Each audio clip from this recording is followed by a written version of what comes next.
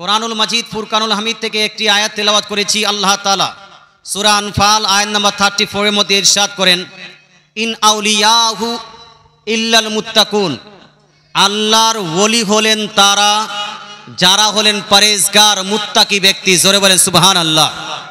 পরেজগার মুত্তাকি ছাড়া যারা তাকওয়া পরেজগারের সঙ্গে সম্পর্কিত নয় তারা আল্লাহর ওলি হতে পারে না।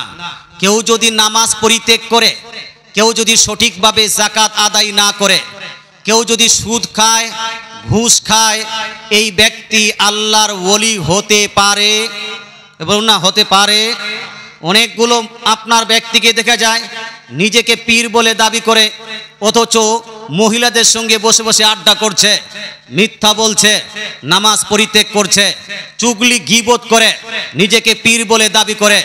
বলুন তো ভাই, নিজেকে পীর বা ওলি বলে দাবি করলেই কি পীর ওলি হওয়া যায়? হওয়া যায়? যদি দাবি করলেই হওয়া যায়, তাহলে চৌদুয়ার গ্রামের প্রত্যেকটা ব্যক্তি নিজেকে ওলি বললে সমস্যা কোথায়? কথা বলছেন? বললেই যদি হওয়া যায়। মুসলমান আল্লাহ তাআলা কোরআনুল মাজিদ ফুরকানুল হামিদের মধ্যে ইরশাদ করেন, আল্লাহর ওলি হলেন তারা যারা হলেন পরেজগার মুত্তাকি, যারা শরীয়তের উপর আপনার চলে নিজের জীবনকে অতিবাহিত করেছেন, একমাত্র তারাই আল্লাহর ওলি। মুসলমান আহলে সুন্নাতুল জামাতের মানুষ আমরা পীর ওলিদের সমর্থন করি, পীর ওলিদের মানি কি মানি না? কিন্তু কি ভালো পীর না ভণ্ড পীর? এজন্য ভালো পীর না ভণ্ড পীর? এই এলাকায় এক পীর এসে বলেছিল কয়েক বছর আগে যে কাবা শরীফে হজ করার প্রয়োজন নাই, যারা কাবা শরীফে হজ করতে যেতে পারছো না, আমি বসে যাচ্ছি, মহিলা এবং পুরুষ সবাই আমাকে 7 বার পাক লাগিয়ে দাও, তোমাদের হজ হয়ে যাবে। বলুন তো ভাই, এইরকম কোন পীর যদি বক্তব্য দেয়, এই ব্যক্তি কি পীর হতে পারে? আল্লাহর ওলি হতে পারে? এ খাঁটি মুসলমানও হতে পারে না। মুসলমান আপনাকে বলতে চাই, তাহলে আমরা সুন্নি মুসলমান, আমরা পীর মানি, ওলি মানি, তবে সঠিক পীরকে মানি, ভণ্ড পীরকে মানি না। আচ্ছা, আল্লাহর ওলিদেরকে মানি, কারণ খাজা গরিব নওয়াজ একজন আল্লাহর ওলি, দাতা বাবা একজন আল্লাহর ওলি, আপনার বড় পীর আব্দুল কাদের জিলানী রাদিয়াল্লাহু তাআলা আনহু তিনি হলেন একজন আল্লাহর ওলি। তাই তাদেরকে আমরা সম্মান করি, মর্যাদা করি, তাদের আমরা মর্যাদা দিই, তাদের সঙ্গে মোহাব্বত করি, প্রেম করি।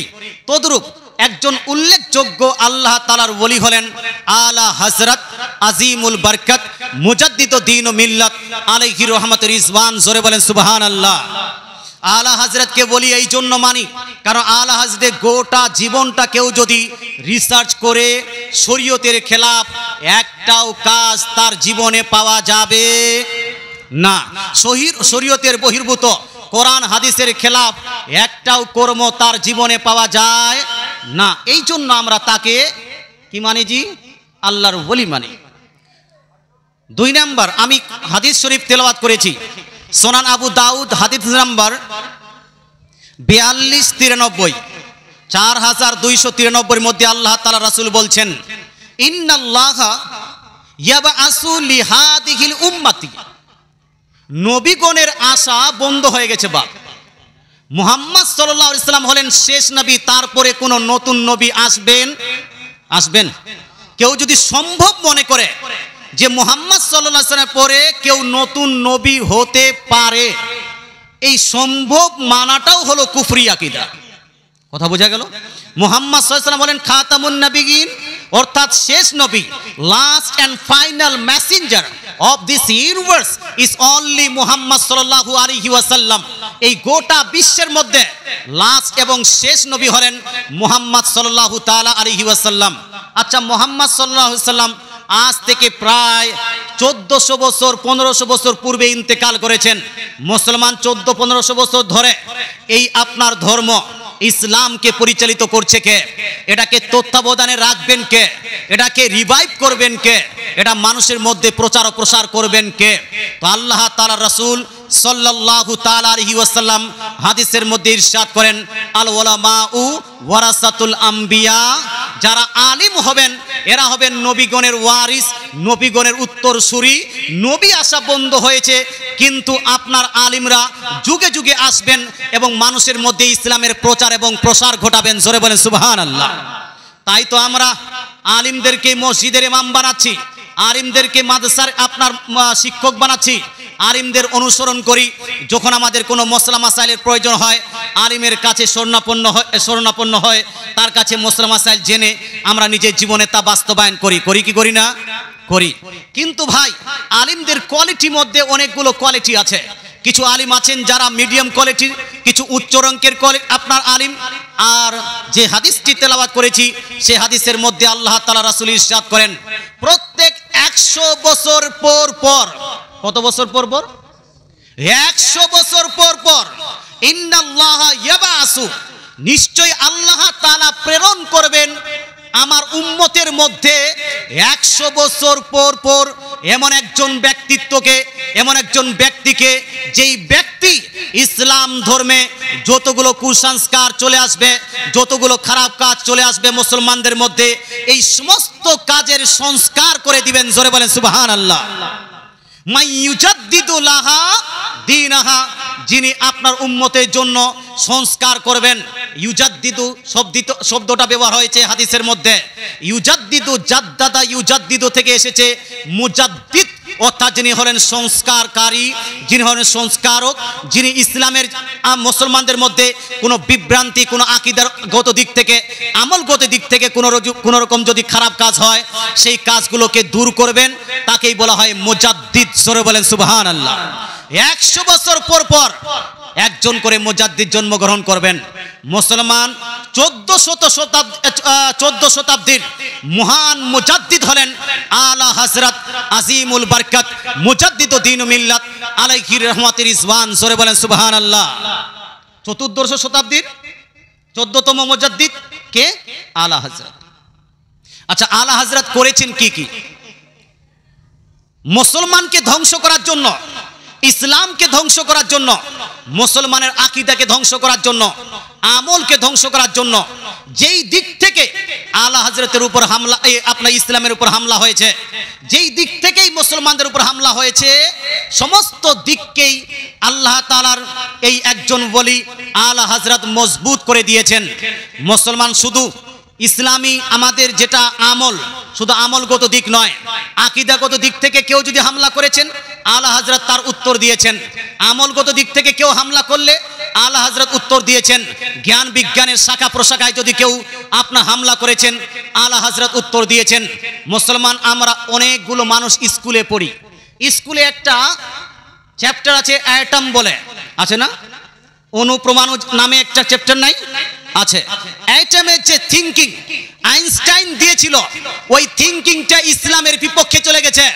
এই জন্য আলা হযরত আজিমুল বরকত মুজাদ্দিদ দ্বীন মিল্লাত অসংখ্য দলিল দিয়ে লজিক্যালি প্রমাণ করেছেন যে আইনস্টাইনের থিংকিংটা ভুল, ইসলামের যেটা থিংকিং সেটাই হলো সঠিক। জোরে বলেন সুবহানাল্লাহ। মুসলমান আপনাকে বলতে চাই, তদ্রূপ আলা হযরত ইসলামের উপর যখন আকীদাগত দিক থেকে আক্রমণ হয়েছে আলা হযরত সেটাকেও আপনার খণ্ডন করেছেন। আমলগত দিক থেকে যখন আপনার আক্রমণ হয়েছে আলা হযরত সেটাকেও খণ্ডন করেছেন। ইনশাআল্লাহ আমি এক এক করে মিসাল দিচ্ছি। আমাকে বিষয় দেওয়া হয়েছে দুইটি বাব। একটা হলো আলা হযরত মুজাদ্দিদ কেমন ছিলেন, দুইটা হলো ঈদে মিলাদুন নবী সাল্লাল্লাহু আলাইহি সাল্লাম পালন করা যাবে কি যাবে না। কয়েকদিন পরেই আমরা জুলুস করি, মিলাদুন নবী পালন করব, এটা পালন করা যাবে কি যাবে না। কিছুক্ষণ শুনে নেন আলা হযরত প্রসঙ্গে।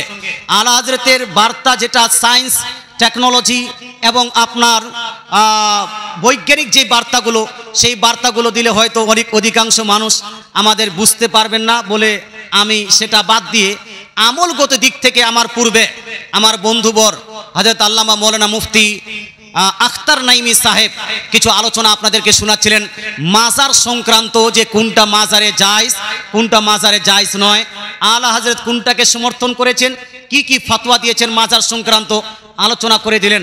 আমার একজন এখানকার মৌলভী সাহেব বলছেন, হুজুর উনি একটা বিষয় আলোচনা করলেন না, খুব বললে ভালো হতো, যে মাজারকে কেন্দ্র করে মাজারে গিয়ে সাজদা করা যাবে কি যাবে না। কথা বোঝা গেল? কোন গাছের পাশে গিয়ে সাজদা করা যাবে কিনা। আচ্ছা আপনারা বলুন তো, কোন মাজারে কি সাজদা করা যাবে? হ্যাঁ বলুন না বাবা, করা যাবে? সাজদা একমাত্র কার জন্য? আলা হযরত আজিমুল বরকত মুজাদ্দিদুদ্দিন মিল্লাত। এই সাজদা শুধু আল্লাহর জন্য। আল্লাহ তাআলা ছাড়া কাউকে সাজদা করা যাবে না, এটা কমসে কম হারাম হবে। এই প্রসঙ্গে গোটা একটা বই লিপিবদ্ধ করে দিয়েছেন, জোরে বলেন সুবহানাল্লাহ। এই জন্য ভাই, মাজারে যাবেন কোনো সমস্যা নাই, মাজার জিয়ারত করবেন কোনো সমস্যা নাই, কিন্তু মাজারে গিয়ে সাজদা করা যাবে? যাবে? যাবে না। আচ্ছা, কোনো পীরকে সাজদা করা যাবে ভাই? যাবে?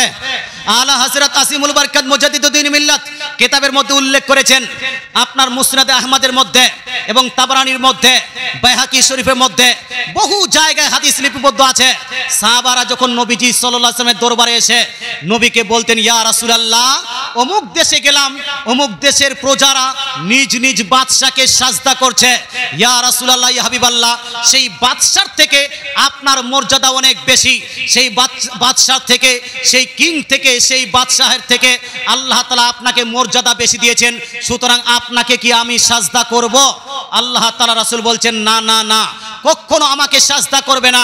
আল্লাহ ব্যতীত আমি যদি কাউকে সাজদা করার অনুমতি দিতাম, তাহলে মহিলাদেরকে বলতাম নিজ নিজ স্বামীকে সাজদা করো, কিন্তু আল্লাহ তাআলা রাসূল মহিলাদেরকে নিজ স্বামীকে সাজদা করার পারমিশন দেননি, নিজের জন্য সাজদা করার পারমিশন দেননি। বলুন তো, নবীকে সাজদা করা যদি হারাম হয়, আমার নবীকে সাজদা করার যদি পারমিশন না পাওয়া যায়, নবীকে সাজদা করা যদি নিষিদ্ধ হয়, তাহলে বর্তমানে কোনো পীরকে সাজদা করা যাবে? হানা বলতে হবে, করা যাবে? করা যাবে না। কিন্তু কলকাতা 24 পরগনার দিকে কয়েকখানা পীর বার হয়েছে বাপ। এই পীর বীরভূমের দিকেও আনাগোনা শুরু হয়েছে, হয়তো কিছুদিন পরে মালদাতেও আসবে। এই পীরগুলোর মধ্যে অনেকগুলো পীর এমন বার হয়েছে যারা বলছে আমাকে সাজদা করো। পীরকে তাজিমি সাজদা করা হলো জায়েজ, অর্থাৎ তার কাছে সম্মানজনক সাজদা পীরকে করা যায়। কিন্তু আলা হযরত ফতোয়া দেন যে সম্মানজনক হোক অথবা তাআব্বুদি ইবাদতের উদ্দেশ্য হোক, যে কোনো সাজদা আল্লাহ তাআলা ছাড়া অন্য কাউকে করা যাবে? যাবে? যাবে না। আচ্ছা, মাজারে যাচ্ছেন, রুকু করছেন, রুকু এই যে ঝুঁকছেন না, হ্যাঁ, ঝুঁকে ঝুঁকে রুকু পর্যন্ত, অর্থাৎ ঝুঁকা, আলা হযরত বলেন এটাও নিষিদ্ধ, এটাও চলবে না। তাহলে করব কি? করব কি? তো আলা হযরত ওটাকে ব্যাখ্যা করে বলেছেন, মাজার জিয়ারতের, কবর জিয়ারতের সবথেকে উত্তম সিস্টেম হলো এই যে আপনি মাজার থেকে কমসে কম 4-5 হাত দূরে দাঁড়িয়ে যান, ওখানে দাঁড়িয়ে কোরআন শরীফ তেলাওয়াত করুন, দরুদ শরীফ তেলাওয়াত করুন, তাসবিহ তাহলিল পাঠ করুন, তাসবিহ তাহলিল পাঠ করার পরে আল্লাহর দরবারে দোয়া করুন, আপনার নিজের জন্য, নিজের পরিবারের জন্য, ইসালে সওয়াবের জন্য। তারপরে উল্টা কদম আপনি চলে আসেন, মাজারকে স্পর্শ করবেন না, মাজারকে চুম্বন করবেন না, মাজারের চাদর বুকে লাগাবেন না, মাজারের চাদরের নিচে নিজের মাথা ঢুকাবেন না, মাজারে আপনি সাজদা করবেন না, মাজারে আপনি রুকু করবেন না। এটাই হলো আলা হযরতের বার্তা। এই বার্তার উপর আমাদের আমল করা উচিত কিনা ভাই? এজন্য বলুন না, উচিত কিনা? যারা বলছেন এই বার্তার উপর আমল করা উচিত, একটু হাত তুলে বলুন তো, ইয়া রাসূলুল্লাহ। মাশাআল্লাহ। বাপের কবর জিয়ারত করতে গেলেও এই সিস্টেমে আপনাকে কবর জিয়ারত করতে হবে। মুসলমান, আপনাকে বলতে চাই, কবর এবং মাজার জিয়ারতের আলোচনা অনেক শুনলেন। আমি আপনাদের এলাকায় অনেকবার বিষয়গুলো আলোচনা করেছি, তবে আজকে একটু আলোচনা করার ইচ্ছা করছে। যেহেতু আলা হযরত আজিমুল বরকত মুজাদ্দিদুদ্দিন মিল্লাত আলাইহি রাহমাতুল ইসমানের এই মাহফিলটি আপনারা সাজিয়েছেন, তাই তার বার্তাগুলো আপনারা নিয়ে যান এবং আমল করুন। আপনার এলাকায় মুহররমটা খুব জোরদার পালন করা হয় বাবা, হয় কি হয় না ভাই? হ্যাঁ, পুকুরিয়া এলাকায়, রতুয়া এলাকায় মুহররম জোরদার হয় কি হয় না? মুহররমের নামে লাঠি খেলা হচ্ছে, মুহররমের নামে দৌড়াহা ছাড়া হচ্ছে, মুহররমের নামে মান্নত করা হচ্ছে, মুহররমের নামে তাজিয়া তৈরি করা হচ্ছে, মুহররমের নামে আপনার কারবালা তৈরি করা হচ্ছে, মুহররমের নামে লাল ফিতা তৈরি করা হচ্ছে, মুহররমের নামে হাফ প্যান্ট পরে ডিজে বাজিয়ে গান বাজনা করে ইয়া হুসেন বলে যুবক ছেলেরা মদ পান পর্যন্ত করে এদিকে সেদিকে খেলাফুলা করছে, কি করছে না ভাই? আপনার দিকে হয় না? হ্যাঁ, অনেকগুলো জায়গাতে হয়। তবে ভাই, একটু আলোচনা করলে কি রাগ করবেন? রাগ করবেন? মানবেন কি মানবেন না, এটা আপনার পার্সোনাল ব্যাপার।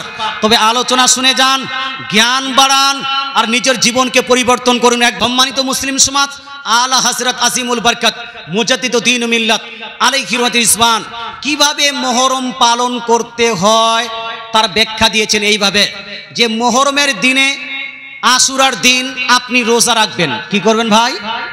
জোর বল না, কি করবেন? রোজা রাখবেন। আয়েশা সিদ্দিকা রাদিয়াল্লাহু তাআলা আনহা, নবীজির প্রিয়তমা স্ত্রী আয়েশা সিদ্দিকা রাদিয়াল্লাহু তাআলা আনহা বলছেন, হাদিসটি সুনান ইবনে মাজার মধ্যে লিপিবদ্ধ আছে, কানা রাসূলুল্লাহ সাল্লাল্লাহু তাআলা আলাইহি ওয়াসাল্লাম ইয়াসুমু আশুরা ওয়া ইয়ামুরু বিসিয়ামিহি, অর্থাৎ নবীজি সাল্লাল্লাহু আলাইহি ওয়াসাল্লাম আশুরার দিন মুহররমের 10 তারিখে নিজেই রোজা রাখতেন এবং সাহাবাদেরকে রোজা রাখার নির্দেশ দিতেন। জোরে বলেন সুবহানাল্লাহ। কি করতে হবে ভাই? রোজা রাখতে হবে। আশুরার দিন বেশি বেশি নামাজ পড়বেন, কোরআন তেলাওয়াত করবেন, তাসবিহ তাহলিল পাঠ করবেন, মিলাদ করবেন, ফাতিহা করবেন, জীবনী করতে পারেন, খাবার রান্না করে গরিব মিসকিনদের মধ্যে বিতরণ করতে পারেন, রাস্তাঘাট পরিষ্কার করতে পারেন, নিজের বাড়িকে পরিষ্কার করতে পারেন, তারপরে তাসবিহ তাহলিল পাঠ করে নিজের ইস্তেগফারের জন্য দোয়া করবেন, আল্লাহ তাআলার কাছে ইস্তেগফার করবেন, নিজের গুনাহ মাফির জন্য তো আপনার আল্লাহ তাআলার কাছে দোয়া করবেন। আর যারা ইন্তেকাল করে গেছেন তাদের কবর জিয়ারত করে তাদের কবরে যেন শান্তি রহমত বর্ষিত হয় সেটার জন্য আল্লাহ দোয়া করবেন, আল্লাহর কাছে দোয়া করবেন। এটা হলো মুহররম পালন করার নিয়ম। কিন্তু আমাদের দেশে মুহররম পালন করার যে সিস্টেমটা আছে এর মধ্যে উল্লেখযোগ্য সিস্টেম হলো মুহররমে লাঠি খেলা, ঢোল তবলা বাজিয়ে, আপনার ওই বলছে ঢোল তবলা বাজিয়ে কুদাকুদি করে লাঠি খেলার যেটা সিস্টেম আছেন, খেল তামাশা করার যে সিস্টেমটা আছে, আলা হযরত বলেন এটা পুরোপুরি হলো নিষিদ্ধ, নাজায়েজ, হারাম কাজ। এই কাজ করা যাবে? এই কাজ করা যাবে? যাবে না। আপনার এই চৌদুয়ারে হয়, একটু হানা বলুন না, চৌদুয়ারে হয় মুহররমের আপনার খেল তামাশা, এটা টোটালি নিষিদ্ধ। আলা হযরত ঘোষণা করেছেন, কারণ এটা হাদিস দ্বারা প্রমাণিত। 2, মুহররমের নামে তাজিয়া তৈরি করা। তাজিয়া বুঝেন আপনারা? ঘোড়া তৈরি করেছে, লম্বা লম্বা তাজিয়া তৈরি করেছে আর কারবালায় নিয়ে চলে গেছে। আপনার এই মিল্কির দিকে যদি যান, এক একটা গ্রামে 40টা 50টা করে তাজিয়া তৈরি করা হচ্ছে, তাজিয়ার মান্নত করছে, তাজিয়াতে ফাতিহা দিচ্ছে। আলা হযরত আজিমুল বরকত মুজাদ্দিদুদ্দিন মিল্লাত বলেন যে মুহররমকে কেন্দ্র করে প্রচলিত যেই তাজিয়াগুলো আছে এটা হলো নিষিদ্ধ, নাজায়েজ, হারাম কাজ। এটা চলবে না। তাজিয়া তৈরি করা চলবে না, তাজিয়ার মান্নত করা চলবে না, তাজিয়ার উপর ফাতিহা দেওয়া চলবে না, তাজিয়া নিয়ে বিভিন্ন গ্রামে ঘোরাফেরা করা, পরিক্রমা করা, এটা হলো টোটালি নিষিদ্ধ, নাজায়েজ, গুনাহের কাজ। এই কাজ করা যাবে না। হয় না? অনেকগুলো জায়গাতে হচ্ছে কি হচ্ছে না? আচ্ছা, অনেকগুলো জায়গাতে ইমামবাড়া বুঝেন আপনারা? ইমামবাড়া বুঝেন? ইমামতোলা, দরগাতোলা বুঝেন কিছু? থান মুহররম খেলার জন্য একটা করে এই যে গ্রামে এরকম একটা থান তৈরি করে দিয়েছে। মাজার নয়, মাজার তো আপনার পিরানা পীরে, মাজার তো হলো পান্ডুয়া শরীফে। গ্রামে মুহররম খেলার জন্য এরকম করে ইটের একটা ঘর বানিয়ে দিয়েছে ছোট্ট করে, আর ওখানে মুহররম মাসে মাটির ঘোড়া চাপায়। হয় গো, হয় না ভাই? মান্নতের ঘোড়া, মাটির ঘোড়া চাপিয়ে দিচ্ছে। মা বোনরা মান্নত করছে, বাচ্চা যদি সুস্থ হয়ে যায় একটা ঘোড়া চাপিয়ে দেবো মুহররমের দিনে, বাচ্চা যদি সুস্থ হয়ে যায় 4টা ঘোড়া তৈরি করে দিব। মুসলমান আপনাকে বলতে চাই, মাটির ঘোড়াটা একটা মূর্তি হয় কি হয় না ভাই? হানা বলুন ভাই। মাটির ঘোড়াটা মূর্তি না, ইসলাম মূর্তিকে সমর্থন করে। এটা হানা বলুন বাবা। ইসলাম মূর্তিকে সমর্থন করে। মুহররমের নামে তাজিয়া তৈরি করা যেভাবে নিষিদ্ধ, নাজায়েজ, তদ্রূপ ওই থান বা ইমামবাড়ায় মাটির ঘোড়া দেওয়া এটাও হলো নাজায়েজ, নিষিদ্ধ এবং হারাম কাজ। মুসলমান মূর্তি তো দূরের কথা, নবী করিম সাল্লাল্লাহু আলাইহি সাল্লাম হাদিসের মধ্যে ইরশাদ করেন, হাদিসটি বুখারী শরীফ জিল নাম্বার 2 পেজ নাম্বার 880 মধ্যে লিপিবদ্ধ আছে। নবীজি বলছেন, লা তাদখুলুল মালাইকাতু বাইতান ফীহি কালবুন ওয়ালা তাসাবির। নবীজি বলছেন সেই ঘরে আল্লাহর রহমতের ফেরেশতারা প্রবেশ করেন না যেই ঘরে কোনো কুকুর থাকে অথবা যেই ঘরে কোনো জানদারের ছবি থাকে। ছবি যদি থাকে, পিকচার যদি থাকে, পিকচার থাকলে সেই ঘরে রহমতের ফেরেশতারা প্রবেশ করেন না। তাহলে বলুন তো, মূর্তি যদি থাকে রহমতের ফেরেশতারা আসবে? এই মূর্তি থাকলে আসবে? তাহলে মুহররমের আপনার মাটির ঘোড়া দেওয়া যাবে? একটু মনোযোগ। মুহররম পালন করছেন, মুহররম পালন করার সময় একটি উল্লেখযোগ্য মান্যত হলো দৌড়াহা ছাড়া। কি ছাড়া ভাই? এদিকে হয় না? এদিকে হয় দৌড়াহা ছাড়া। আমি এটাকে যেটা রিসার্চ করলাম আপনার এলাকায়, দৌড়াহা ছাড়া মানে হলো এই মুহররমের 7 তারিখ, 8 তারিখ, 9 তারিখ, 10 তারিখে আপনার ওই কাসিদ বা দৌড়াহার মতো এই আপনার কারবালা থেকে ওই কারবালা বা এই মাজার থেকে ওই মাজার ফকিরের মতো দৌড়ে দৌড়ে দৌড়ে দৌড়ে যাতায়াত করবে, এটা না? হ্যাঁ। আর এখন বলছে যে হুজুর ছেলেদের সঙ্গে সঙ্গে মহিলারাও আপনার দৌড়াহার মান্যত করছে বা মহিলারাও এই দৌড়াহার কাজ করছে। মুসলমান আপনাকে বলতে চাই, আচ্ছা বলুন তো, মান্যত করা জায়েজ না না জায়েজ? মান্যত করা বৈধ না অবৈধ? ইসলাম শরীয়তে কিছু মান্যত আছে জায়েজ, আবার কিছু মান্যত আছে না জায়েজ। কথা বুঝতে পারছেন না? মাজারে চাদর চাপাবো কয়টা? জোরে বল না, কয়টা? একটু আগে শুনলেন না? কয়টা থাকবে মাজার চাদর? একটা থাকবে। একটার বেশি চাদর চাপানো জায়েজ না না জায়েজ? জোরে বলতে হবে, জায়েজ না না জায়েজ? একটার বেশি একটা চাপানো আছে, তার উপর আপনি আরো চাদর চাপাচ্ছেন, এটা হলো না জায়েজ। আলা হযরতের ফতোয়া। মুসলমান আপনাকে বলতে চাই, যদি না জায়েজ হয়ে থাকে তাহলে এই চাদর চাপানোর মান্যত করা যাবে? এটা হানাবলা মান্যত করা যাবে? আচ্ছা, মুহররমের ঢোল বাজানো জায়েজ না না জায়েজ? জরমানা জায়েজ না না জায়েজ? যদি না জায়েজ হয়ে যায় তাহলে এই মুহররমের ঢোল বাজানোর মান্যত করা যাবে? মান্যত করা যাবে? আচ্ছা, মুহররমের মাটির ঘোড়া দেওয়াটা জায়েজ না না জায়েজ? যদি না জায়েজ হয়ে যায় তাহলে মুহররমের আপনার মাটির ঘোড়া দেওয়ার মান্যত জায়েজ হবে? জায়েজ হবে। তাজিয়া করাটা জায়েজ না না জায়েজ? জোরে বলতে হবে, জায়েজ না না জায়েজ? তাহলে তাজিয়া করার মান্যত করা যাবে? আচ্ছা, মসজিদে দান করা জায়েজ না না জায়েজ? জায়েজ না না জায়েজ? জায়েজ। তাহলে মসজিদে দান করা মান্যত করা যাবে কি যাবে না? মাদ্রাসায় দান করা জায়েজ না না জায়েজ? মাদ্রাসায় দান করার মান্যত করা যাবে কি যাবে না? ফকিরদের, গরিব মিসকিনদের মধ্যে খাবার বিতরণ করা, এটা জায়েজ না না জায়েজ? তাহলে গরিব মিসকিনদের মধ্যে খাবার বিতরণ করা, এটা কি এর মান্যত করা জায়েজ হবে না হবে না? জায়েজ হবে। আল্লাহ তাআলা রাসূল বলছেন, লা নাসরা ফি মাসিয়াতিল্লাহ। আল্লাহ তাআলার নাফরমানির কাজে, নাজায়েজ গুনাহের কাজে মান্যত গ্রহণযোগ্য হবে না। দৌড়াহা মনে রাখবেন। মুসলমান আপনাকে বলতে চাই, আল্লাহ তাআলার রাসূলের হাদিস এবং কোরআনের কোন আয়াত, সালফে সালেহিনের কোন বাক্য দ্বারা দৌড়াহার কোনো প্রমাণ পাওয়া যায় না। দৌড়াহার যেটা সিস্টেম আপনার এলাকায় আছে, এটা না জায়েজ সিস্টেম। এর সঙ্গে যেটা ধারণা মিশ্রিত হয়ে আছে, কল্পনা যেটা মিশ্রিত হয়ে আছে, এগুলা সব না জায়েজ এবং গুনাহের কাজ। সুতরাং দৌড়াহার মান্যত করা এটাও হলো না জায়েজ। দৌড়াহার মান্যতকে বাস্তবায়ন করা এটা হলো আরো বড় না জায়েজ এবং গুনাহের কাজ। কথা কি বুঝাতে পেরেছি? হ্যাঁ, তো দৌড়াহার মান্যত করা যাবে ভাই? করা যাবে না। মুহররমে যদি মান্যত করতে চান তাহলে করুন না আল্লাহর কাছে, ইয়া আল্লাহ অমুক কাজ যদি হয়ে যায় তাহলে মুহররমের দিন, আশুরার দিন এবং আশুরার আগের দিন আমি 2টা রোজা রাখি নেব। রোজা রাখার মান্যত করুন না, নামাজ পড়ার মান্যত করুন না, দান সাদকা খায়রাত করার মান্যত করুন না। এগুলা মান্যত করবেন, আপনার নেকি হবে, নেকি হবে, নেকি হবে। জোরে বলেন সুবহানাল্লাহ। তবে দৌড়াহার মান্যত করা যাবে? যাবে। আচ্ছা, কারবালা কোথায় আছে ভাই? হানা বলুন না ভাই, কারবালা কোথায় আছে? নাগরায়। নাগরায়, হ্যাঁ নাগরায়। হ্যাঁ, আচ্ছা, এটা আসল না নকল? জোরে বলুন। হ্যাঁ, নকল। আর আসল কারবালা কোথায় বলুন না রে ভাই?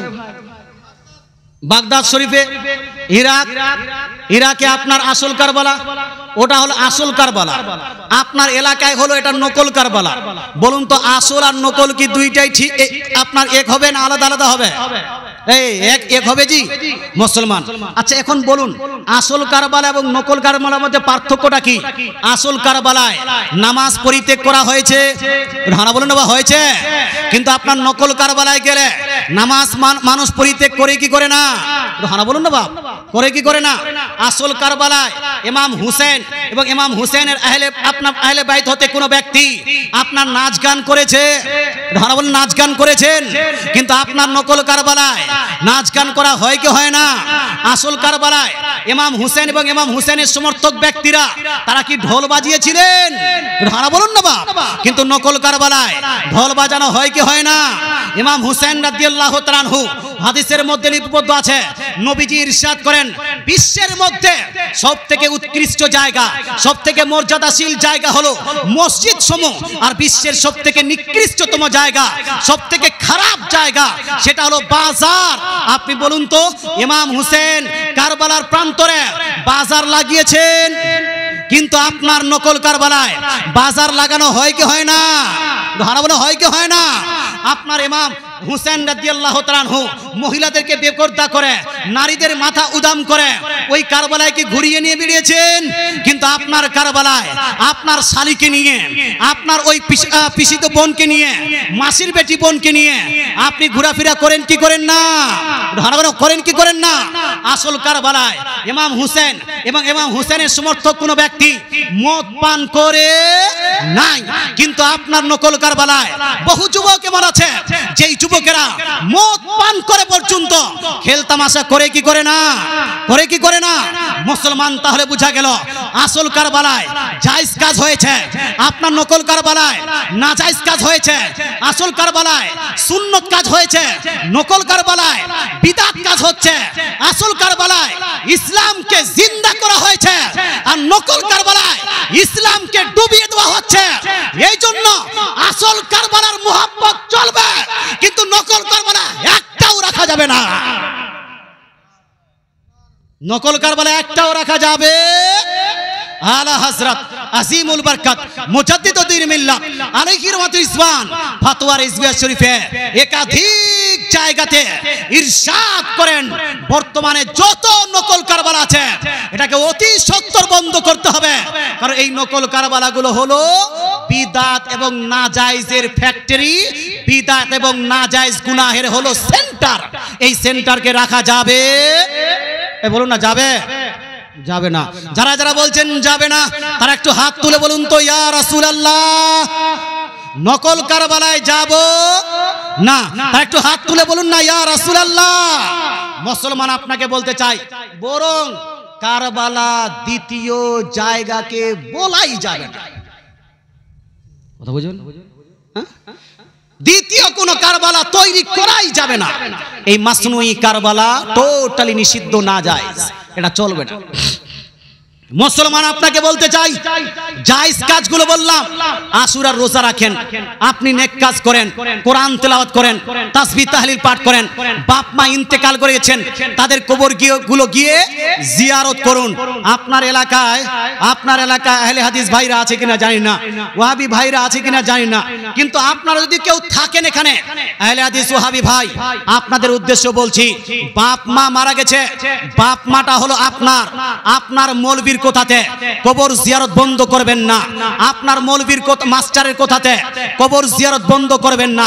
ডাক্তারের কোথাতে কবর জিয়ারত বন্ধ করবেন না।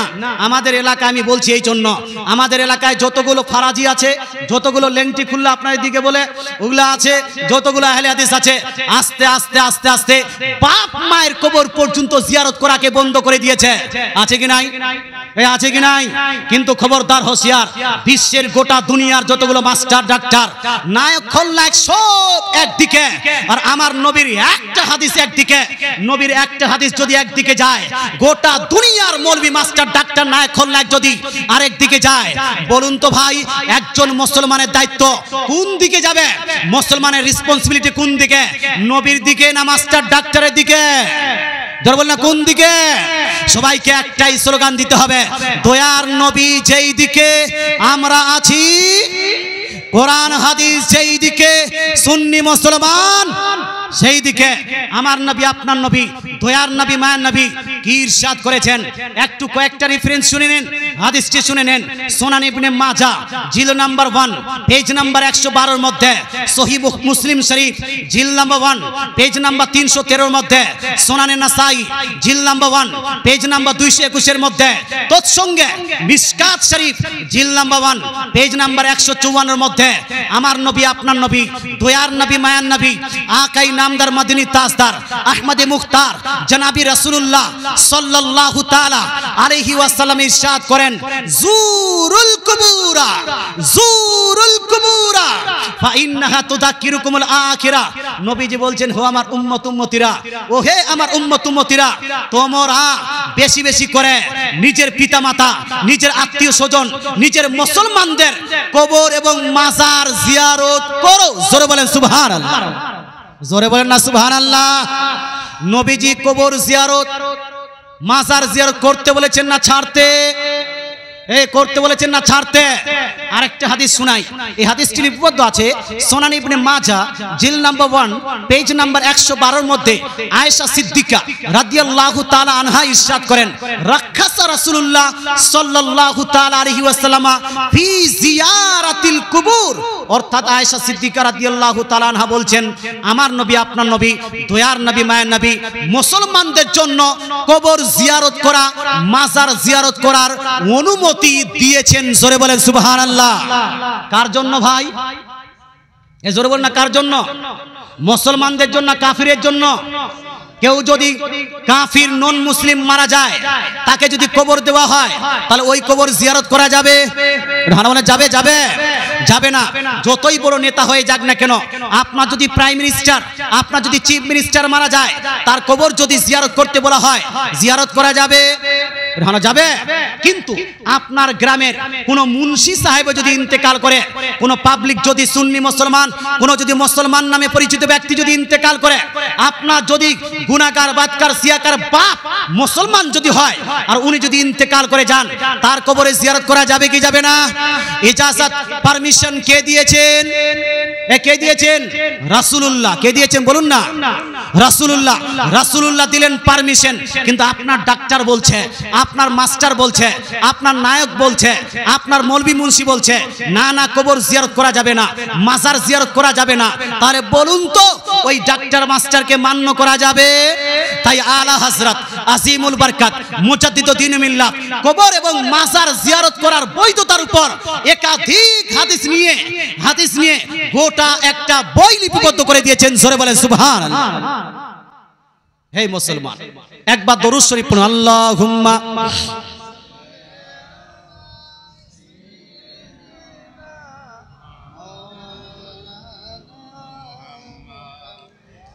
ওয়া আলা আলি সাইয়্যিদিনা